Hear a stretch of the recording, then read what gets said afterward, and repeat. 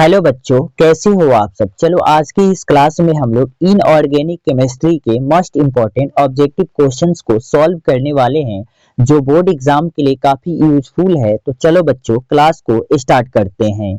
और आज का पहला प्रश्न है, हीलियम का मुख्य स्रोत होता है।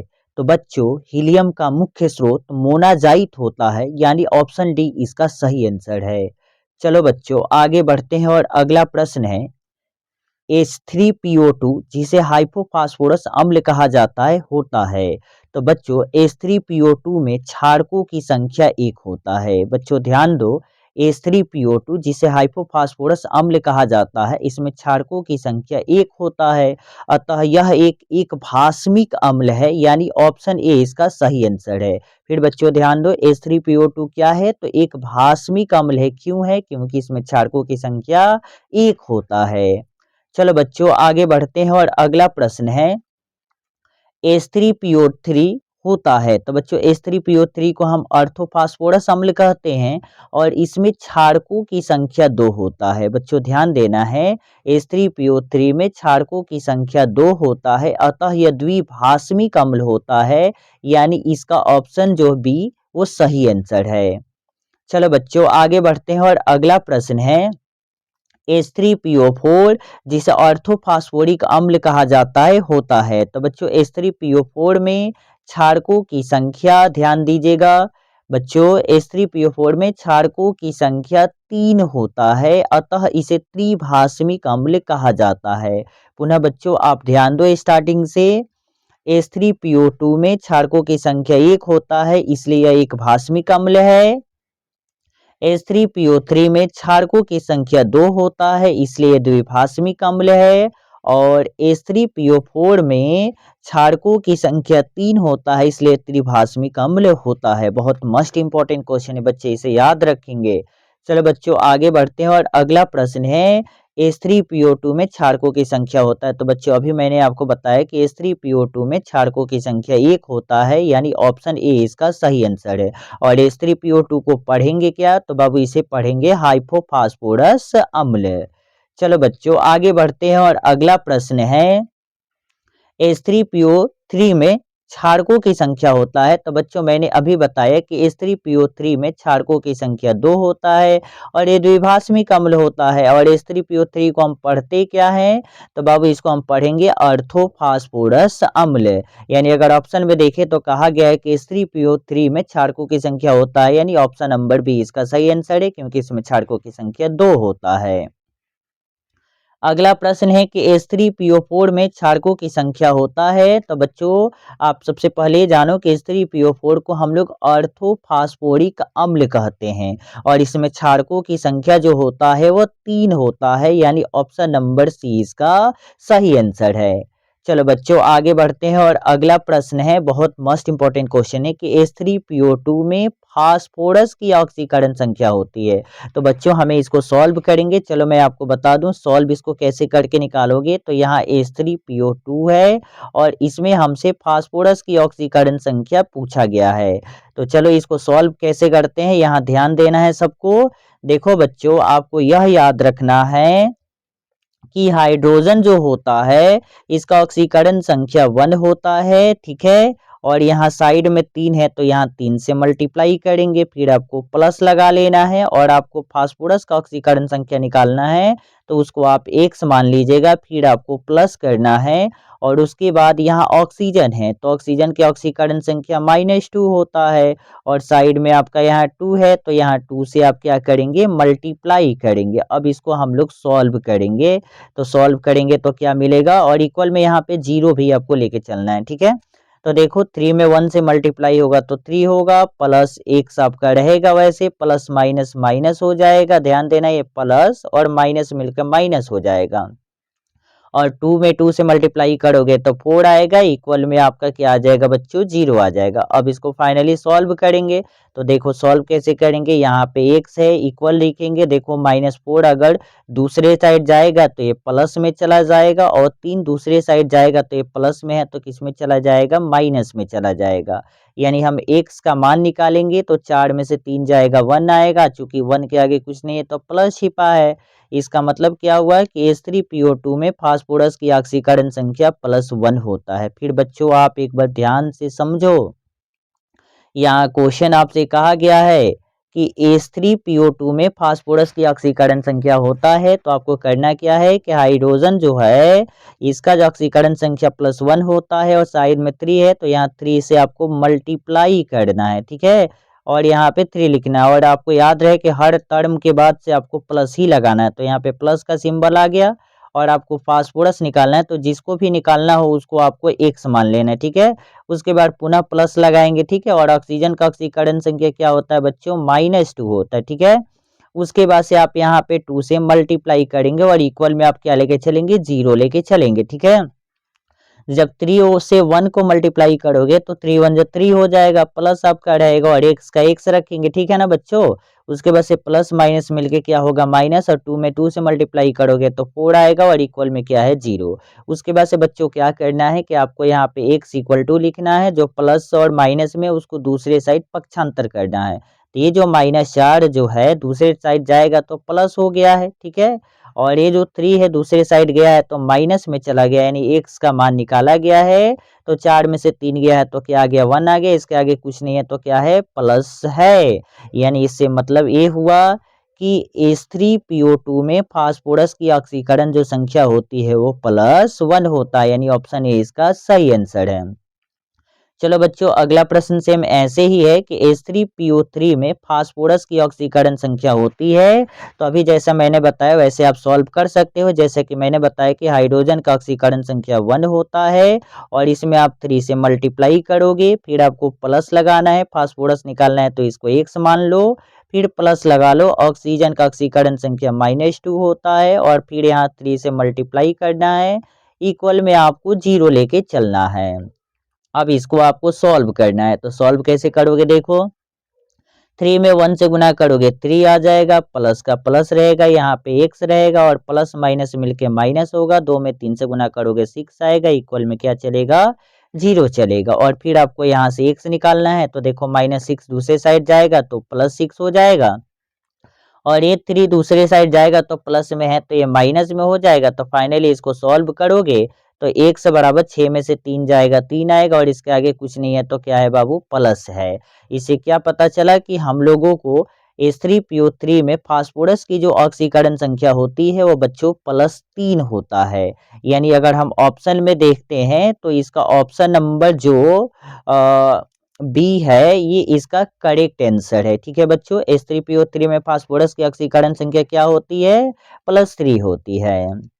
चलो बच्चों आगे बढ़ते हैं, और अगला प्रश्न सेम ऐसे ही है कि H3PO4 में फास्फोरस की ऑक्सीकरण संख्या होती है, तो बच्चों आप ध्यान दो, आप इसको सॉल्व करोगे कैसे। यहाँ पे हाइड्रोजन का ऑक्सीकरण संख्या 1 लेना है, मल्टीप्लाई आपको 3 से करना है, प्लस आप ध्यान दो, उसके बाद से फास्फोरस को x मान लेना है, और ऑक्सीजन का ऑक्सीकरण संख्या -2 होता है, और मल्टीप्लाई में आपको 4 लेना है, इक्वल में आपको 0 लेना है। अब इसको फाइनली सॉल्व करेंगे, तो 3 में 1 से गुना करोगे 3 आएगा, प्लस रहेगा x यहाँ रहेगा, प्लस माइनस माइनस रहेगा, 2 में 4 से गुना करोगे 8 इक्वल टू क्या आएगा बच्चों, 0 आ जाएगा। अब क्या करना है, ध्यान दो, x इक्वल टू माइनस से दूसरे साइड जाएगा तो प्लस हो जाएगा, और 3 जाएगा तो किस में चला जाएगा, माइनस हो जाएगा, ये घटेगा तो कितना आएगा, 5 आएगा, और इसके आगे कुछ नहीं है तो प्लस है। इससे क्या पता चला कि H3PO4 में फास्फोरस की जो ऑक्सीकरण संख्या होती है वो +5 होता है, यानी ऑप्शन नंबर सी इसका सही आंसर है। चलो बच्चों एक बार और रिवीजन के तौर पे आप शॉर्टकट इसको समझ लो। H3PO2 में फास्फोरस की ऑक्सीकरण संख्या क्या होती है, +1 होता है, ठीक है। अगर H3PO2 पूछेगा तो +1 को टिक करना है। अगर क्वेश्चन कह रहा है कि H3PO3 में फास्फोरस की ऑक्सीकरण संख्या होती है तो +3 को टिकअप करना है।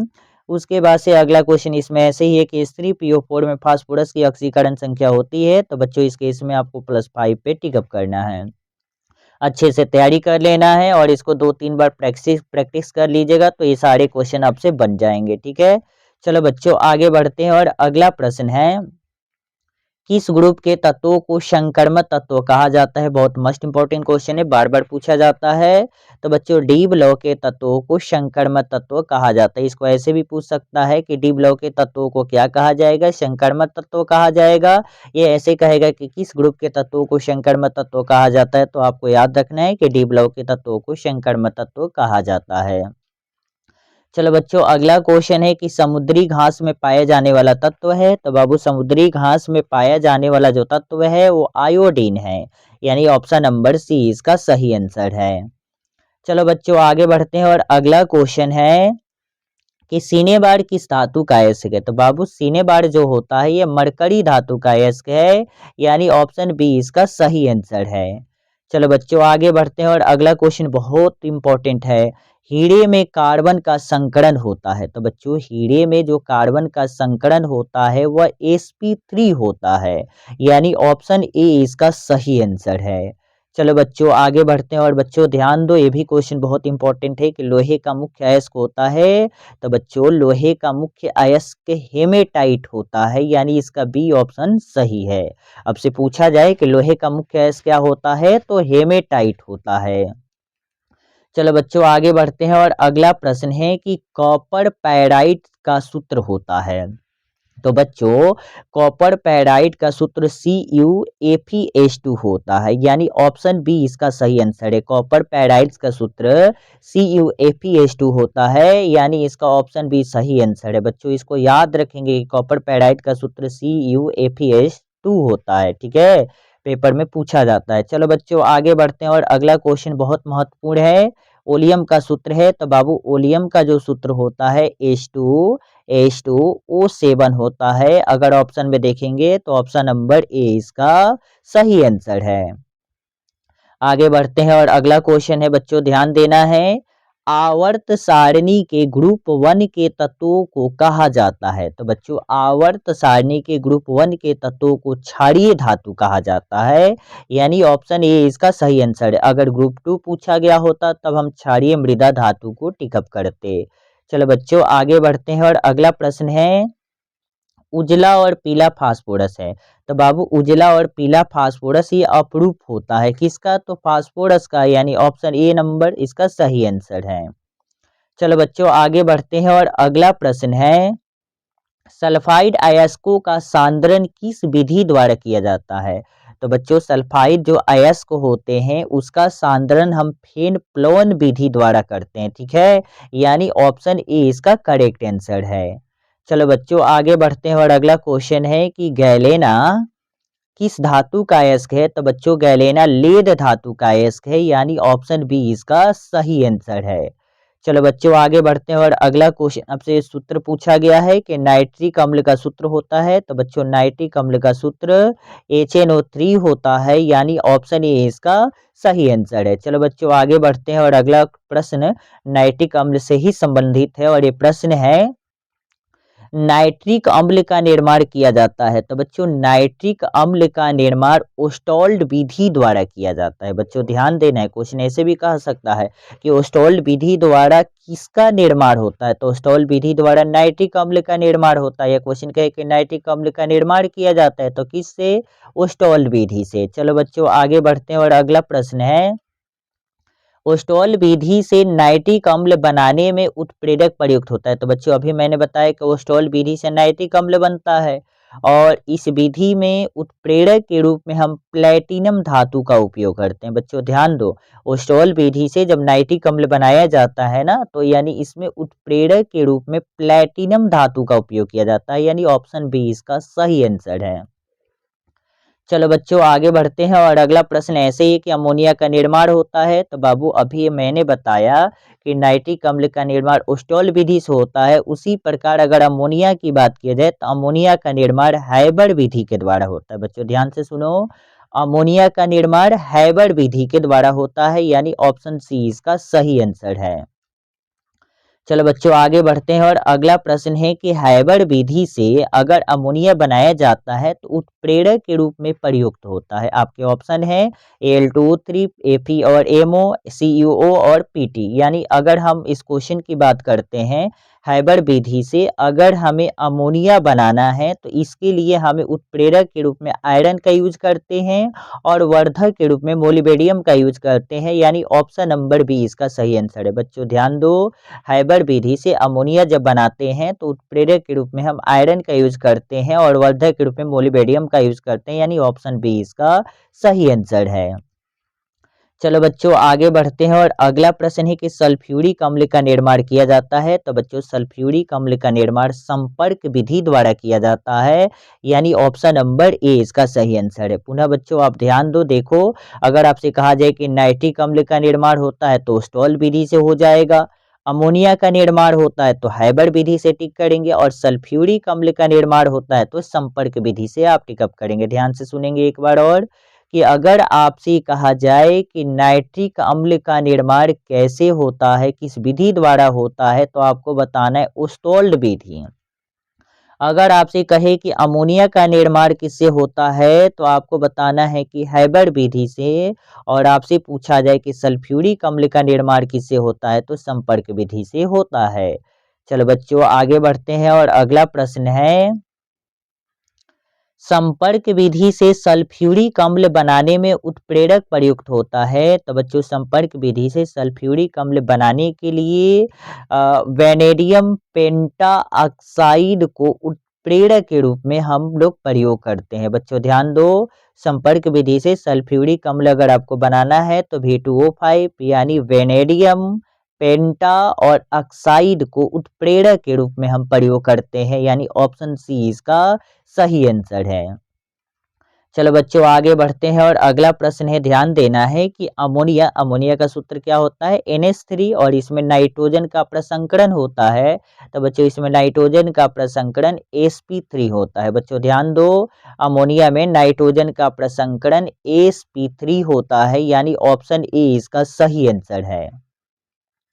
अगला प्रश्न है बच्चों सेम, फास्फीन, फास्फीन का सूत्र PH3 होता है और इसमें फास्फोरस का ऑक्सीकरण संख्या पूछा गया है, सॉरी इसमें फास्फोरस का प्रसंकरण पूछा गया है, यानी अगर फास्फीन में फास्फोरस का प्रसंकरण पूछा जाए तो इसमें भी प्रसंकरण क्या होता है sp3 होता है, यानी ऑप्शन नंबर ए इसका सही आंसर है। देखो बच्चों ये दोनों क्वेश्चन सेम एक ही जैसा मिलता जुलता है। अगर अमोनिया में नाइट्रोजन का प्रसंकरण पूछेगा तो sp3 को टिकअप करेंगे और यहाँ पे फास्फीन में फास्फोरस का अगर प्रसंकरण पूछता है तो आप sp3 को टिकअप करेंगे, यानी ऑप्शन ए इसका सही आंसर है। चलो बच्चों आगे बढ़ते हैं और अगला प्रश्न है, नाइट्रिक अम्ल का सूत्र क्या होता है HNO3 और इसमें नाइट्रोजन का प्रसंकरण पूछा है तो इस क्वेश्चन में नाइट्रोजन का प्रसंकरण sp2 होता है, यानी ऑप्शन नंबर बी इसका सही आंसर है। चलो बच्चों आगे बढ़ते हैं और अगला प्रश्न है कि सल्फ्यूरिक अम्ल, तो बाबू सल्फ्यूरिक अम्ल का सूत्र क्या होता है H2SO4 होता है और इसमें हमसे कह रहे हैं कि सल्फर का प्रसंकरण होता है। तो बच्चों इसमें सल्फर का जो प्रसंकरण होता है वह sp3 होता है, यानी ऑप्शन नंबर ए इसका सही आंसर है। बच्चों एक बार स्टार्टिंग से आप ध्यान दे दो ताकि आपका डाउट क्लियर हो जाए। देखो अगर आपसे कहे कि अमोनिया में नाइट्रोजन का प्रसंकरण होता है तो इस केस में आप sp3 को टिक करके आएंगे, ठीक है। उसके बाद से अगला क्वेश्चन इसमें है कि फास्फीन में फास्फोरस का ऑक्सीकरण संख्या होता है तो इसमें भी आपका sp3 हो जाएगा, ठीक है। अगर आपसे कह रहा है कि नाइट्रिक अम्ल में नाइट्रोजन का प्रसंकरण है तो इस क्वेश्चन में आपको sp2 को टिक करना है, ठीक है।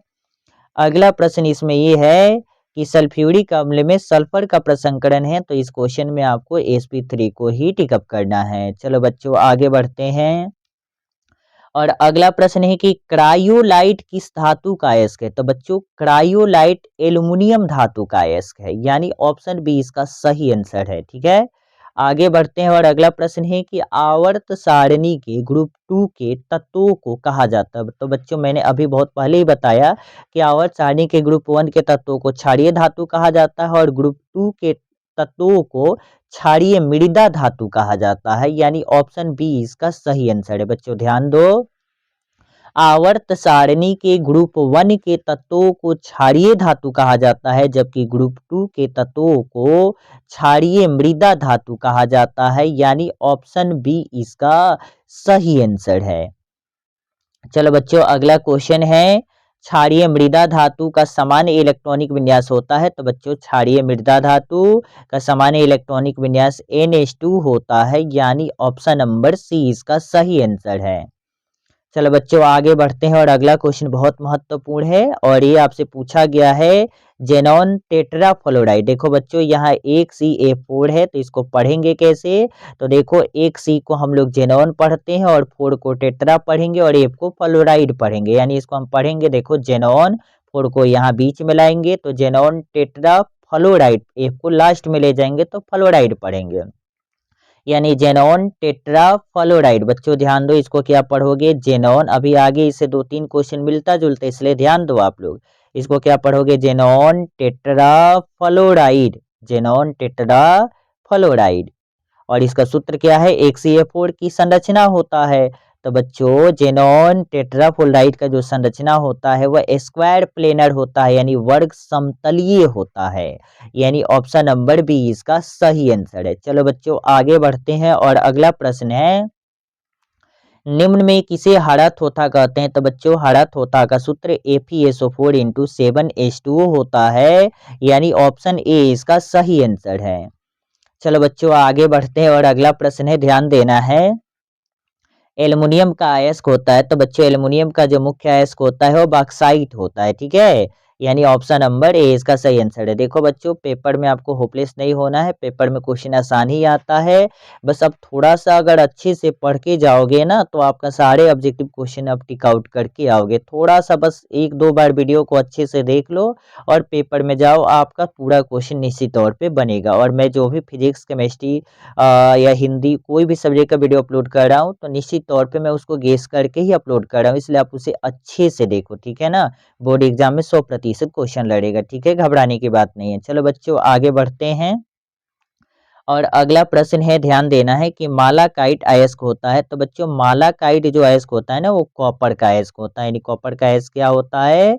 मालाकाइट होता है। मालाकाइट किसका अयस्क है? कॉपर का अयस्क है, यानी ऑप्शन नंबर सी इसका सही आंसर है। अगला प्रश्न है बच्चों, ध्यान देना है कि अयस्क में उपस्थित अशुद्धि को क्या कहते हैं? तो बच्चों ये सिंपल है कि अयस्क में उपस्थित अशुद्धि को गैंग कहते हैं, या इसको हम अधात्री भी बोल सकते हैं। अयस्क में उपस्थित अशुद्धि को क्या कहते हैं? गैंग कहते हैं, या इसको हम अधात्री बोलेंगे, यानी ऑप्शन बी इसका सही आंसर है। चलो बच्चों आगे बढ़ते हैं और अगला प्रश्न है कि निकेल टेट्रा कार्बोनिल, देखो इसे पढ़ेंगे क्या? निकेल, 4 को टेट्रा और CO को कार्बोनिल पढ़ते हैं। CO को क्या पढ़ेंगे यहाँ पे? कार्बोनिल, यानी इसका उच्चारण कैसे करेंगे? पढ़कर निकेल टेट्रा कार्बोनिल। और इसमें निकेल की ऑक्सीकरण संख्या पूछा गया है, तो बच्चों इसमें निकेल की जो ऑक्सीकरण संख्या होता है वह 0 होता है, यानी ऑप्शन नंबर ए इसका सही आंसर है। चलो बच्चों अभी तो मैंने आपको ऑक्सीकरण संख्या निकालना सिखाया है, आप वैसे ही इसको भी निकाल के फाइंड आउट करिएगा, ठीक है। फिर आप एक बार ध्यान से सुन लो, निकेल टेट्रा कार्बोनिल में निकेल की ऑक्सीकरण संख्या होती है, तो बच्चों इसमें निकेल की ऑक्सीकरण संख्या 0 होता है, यानी ऑप्शन नंबर ए इसका सही आंसर है। चलो बच्चों आगे बढ़ते हैं और अगला प्रश्न है कि निम्न में कौन सबसे शक्तिशाली ऑक्सीकारक पदार्थ होता है? तो बच्चों इन चारों ऑप्शन में जो फ्लोरीन जो है ना ये सबसे शक्तिशाली ऑक्सीकारक पदार्थ होता है, यानी ऑप्शन नंबर ए इसका सही आंसर है। अगला प्रश्न है बच्चों, ध्यान देना है कि निम्न में किसकी आकृति चतुष्फलक होती है? देखो ध्यान देना है, निम्न में किसकी आकृति चतुष्फलक होती है? देखो बच्चों जब मैंने भी पेपर दिया था उस समय भी ये क्वेश्चन पूछा गया और हर बार ये क्वेश्चन रिपीट करता है, इसलिए इसको आप अच्छे से याद करके जाना।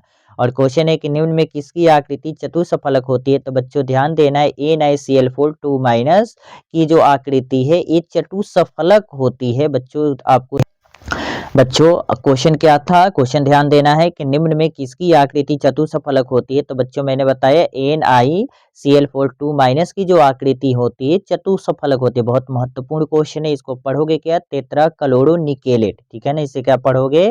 टेट्रा क्लोरो निकेलेट, इसको ध्यान देना, इसको पढ़ना है टेट्रा क्लोरो निकेलेट, ठीक है। और इसका जो आकृति होता है ना ये चतुष्फलक होता है, यानी ऑप्शन नंबर डी इसका सही आंसर है। बच्चों मैं इस क्वेश्चन पे फोकस इसलिए कर रहा हूँ क्योंकि ये क्वेश्चन एग्जाम भी उसे बार बार पूछ लिया जाता है, ठीक है। निम्न में किसकी आकृति चतुष्फलक है? NaCl4 2- की आकृति क्या है बच्चों?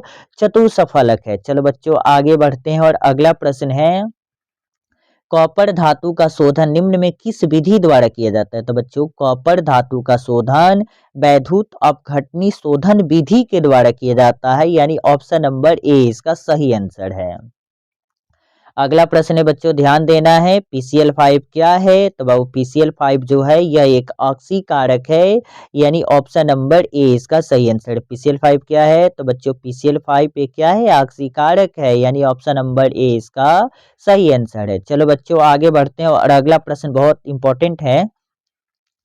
आवर्त सारणी के वर्ग 16 के तत्वों को कहा जाता है। तो बच्चों आवर्त सारणी के वर्ग 16 के तत्वों को कैलकोजन कहा जाता है, कहीं कहीं इसको चैलकोजन भी लिखा रहेगा, ठीक है, घबराने की बात नहीं है, ध्यान देना है। आवर्त सारणी के वर्ग 16 के तत्वों को कैलकोजन कहा जाता है, ठीक है। उच्चारण के तौर पे चला जाए तो इसको कहीं कहीं चैलकोजन भी लिख देगा, ठीक है। तो यानी ऑप्शन बी इसका क्या है? सही आंसर है।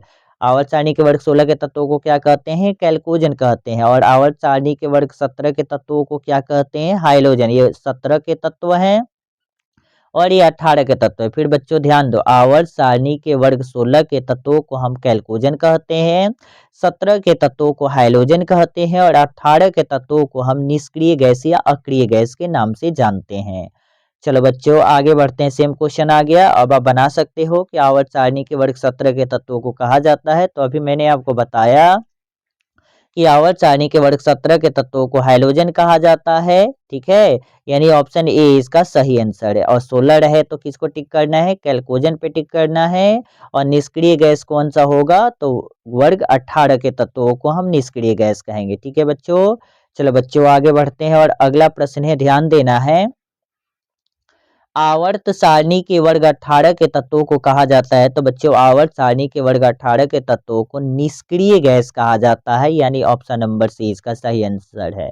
बच्चों फिर एक बार आप ध्यान से सुन लो, आवर्त सारणी के वर्ग 16 के तत्वों को कैलकोजन कहा जाएगा, ठीक है, 17 के तत्वों को हाइलोजन कहा जाएगा और 18 के तत्वों को जानते हो निष्क्रिय गैस या उत्कृष्ट गैस या नोबेल गैस या अक्रिय गैस कहा जाएगा, ठीक है, इसको याद रखेंगे।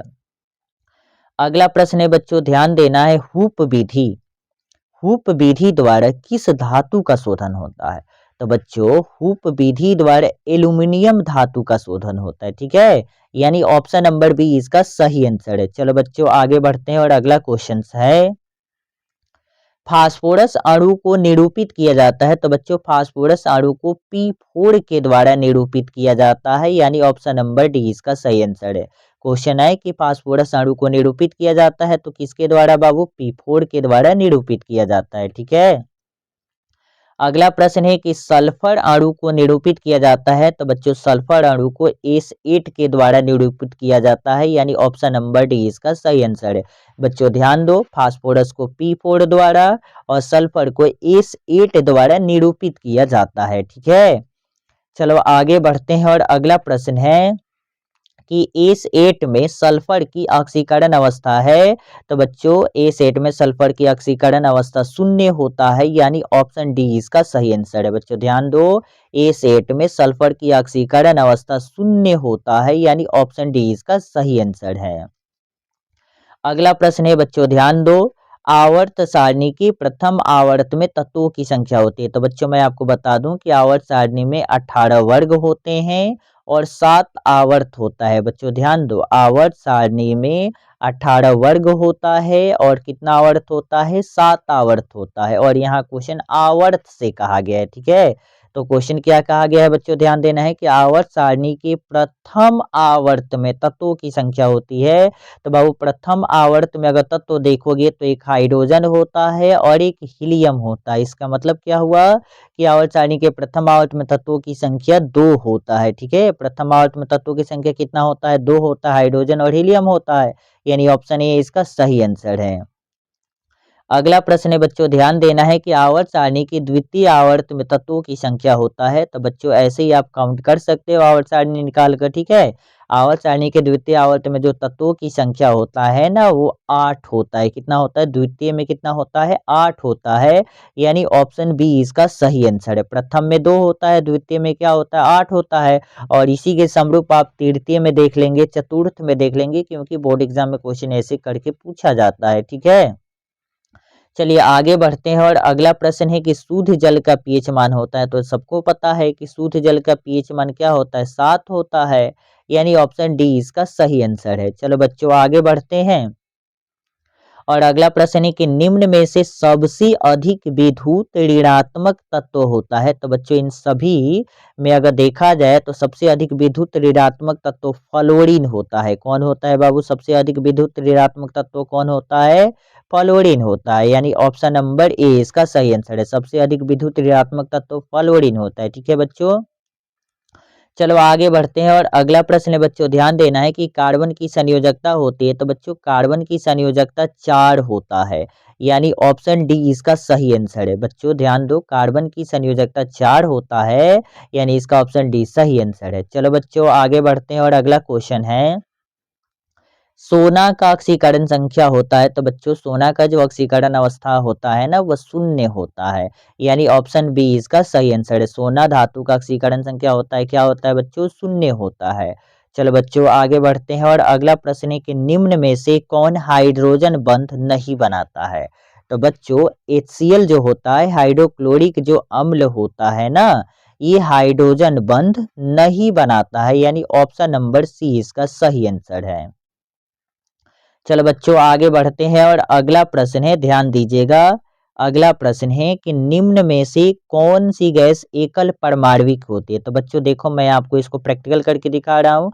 क्लोरीन गैस को Cl2 लिखा जाता है, नाइट्रोजन गैस को N2 के फॉर्मेट में लिखा जाता है, ऑक्सीजन को O2 के फॉर्मेट में लिखा जाता है, जबकि हीलियम गैस को केवल He लिखा जाता है। अब इन सभी गैसों के अगर सूत्र को देखेंगे तो ये आपको द्विपरमाणविक नजर आएंगे, जैसे क्लोरीन Cl2 है, नाइट्रोजन N2 है और ऑक्सीजन O2 है, यानी ये जो गैसें हैं ये द्विपरमाणविक गैस हैं, ये द्विपरमाणविक गैस हैं। ठीक है, और हमसे क्वेश्चन क्या कहा गया है कि निम्न में कौन सी गैस एकल परमाणविक है, तो बच्चों इसका आंसर क्या होगा, हीलियम होगा, यानी ऑप्शन बी इसका सही आंसर है कि हीलियम जो होता है वह एकल परमाणविक गैस होता है। ठीक है, चलो बच्चों आगे बढ़ते हैं। अभी मैंने कुछ समय पहले बोला था कि इसको आप याद रखेंगे, अभी इस क्वेश्चन पे ही समरूप क्वेश्चन आया हुआ था। ठीक है ना, क्वेश्चन क्या है, जेनॉन डाइफ्लोराइड, ध्यान से सुनना, इसको पढ़ोगे कैसे, जेनॉन, दो को बीच में लाके पढ़ना है डाई, और क्या बोलना है, जेनॉन डाइफ्लोराइड। ठीक है, की संरचना होती है, तो बच्चों जेनॉन डाइफ्लोराइड की जो संरचना होती है ना वह रेखीय होती है। ठीक है, यानी इसका ऑप्शन डी सही आंसर होगा। बच्चों बहुत मस्ट इंपॉर्टेंट क्वेश्चन है कि जेनॉन डाइफ्लोराइड की संरचना होती है तो कैसा होता है, रेखीय होता है, यानी लीनियर होता है। ऑप्शन डी इसका सही आंसर है। चलो बच्चों आगे बढ़ते हैं और अगला क्वेश्चन सेम ऐसे ही है, जेनॉन टेट्राफ्लोराइड पढ़ोगे कैसे बच्चों, इसको ध्यान दो, जेनॉन, फोर को बीच में लाओगे तो जेनॉन टेट्राफ्लोराइड, ठीक है, की आकृति होती है, संरचना होता है, तो बच्चों जेनॉन टेट्राफ्लोराइड की जो संरचना होता है वह स्क्वायर प्लेनर होता है और इसको हिंदी में वर्ग समतलीय बोलते हैं। ठीक है, यानी ऑप्शन बी इसका सही आंसर है। बच्चों ध्यान दो, एक सी ए फोर का जो संरचना होता है वो कैसा होता है, वर्ग समतलीय होता है। चलो बच्चों आगे बढ़ते हैं और अगला प्रश्न है कि एक CF6 की संरचना होती है, तो बच्चों सबसे पहले इसको आप पढ़ो, रीड करो। इसको क्या पढ़ेंगे, जेनॉन पढ़ेंगे, और 6 को हेक्सा पढ़ेंगे और F को फ्लोराइड पढ़ेंगे, यानी इसको हम पढ़ेंगे जेनॉन, ध्यान देना है, हेक्सा, ठीक है, और फ्लोराइड, यानी जेनॉन हेक्सा फ्लोराइड, और इसकी संरचना हमसे पूछा गया है। तो बच्चों जेनॉन हेक्सा फ्लोराइड की जो संरचना होता है ना वह विकृत अष्टफलकीय होता है, यानी ऑप्शन सी इसका सही आंसर है। चलो बच्चों एक बार फिर से मैं आपको रिवीजन करा दूं, ध्यान से सुनना है।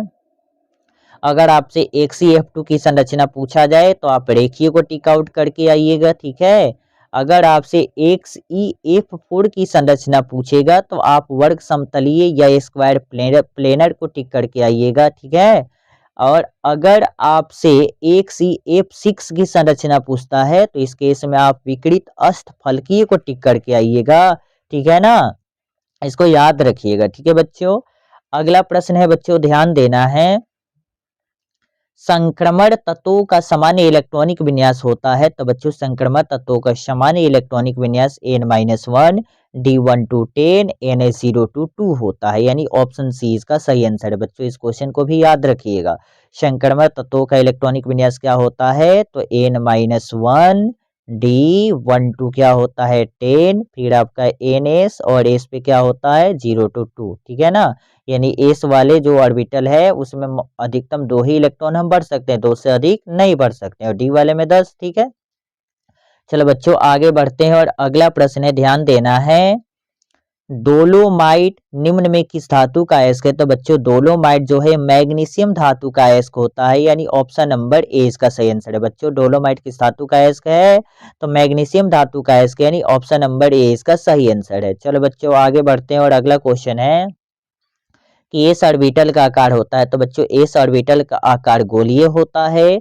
अगर आपसे पी का पूछा जाए, पी ऑर्बिटल का आकार होता है तो डम्बेल हो जाएगा, और आपसे अगर डी ऑर्बिटल का आकार पूछा जाए तो डबल डम्बेल हो जाएगा। बच्चों ध्यान दो, क्वेश्चन क्या कहा गया है कि एस ऑर्बिटल का आकार होता है, तो बच्चों एस ऑर्बिटल का आकार कैसा होता है, गोलीय होता है, यानी ऑप्शन नंबर ए इसका सही आंसर है।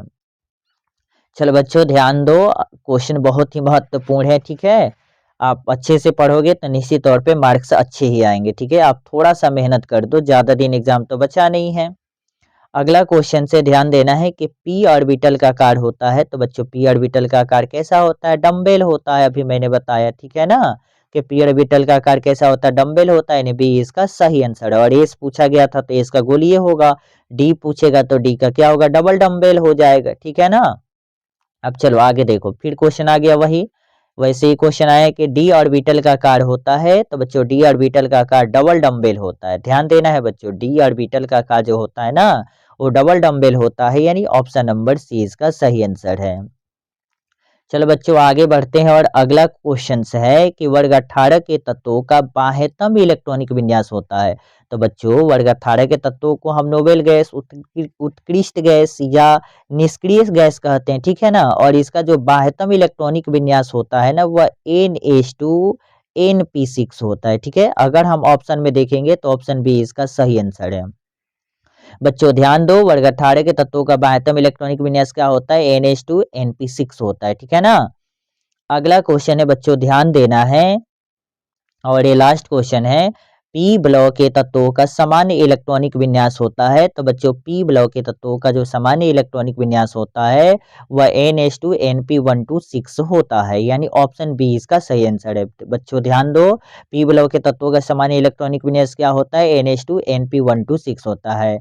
तो चलो बच्चों आज की क्लास में इतना ही, और अगले क्लास में बच्चों मैं जो वीडियो अपलोड करूंगा हो सकता है कि फिजिकल केमिस्ट्री का हो या ऑर्गेनिक केमिस्ट्री का हो, ठीक है। अगर आप इन सभी क्वेश्चन जो भी वीडियो मैं अपलोड कर रहा हूँ अगर आप उसको अच्छे से देख लेते हो, सारे क्वेश्चन बना लेते हो, तो निश्चित तौर पे आपका पेपर अच्छा जाएगा, क्वेश्चन नहीं छूटेगा, ठीक है।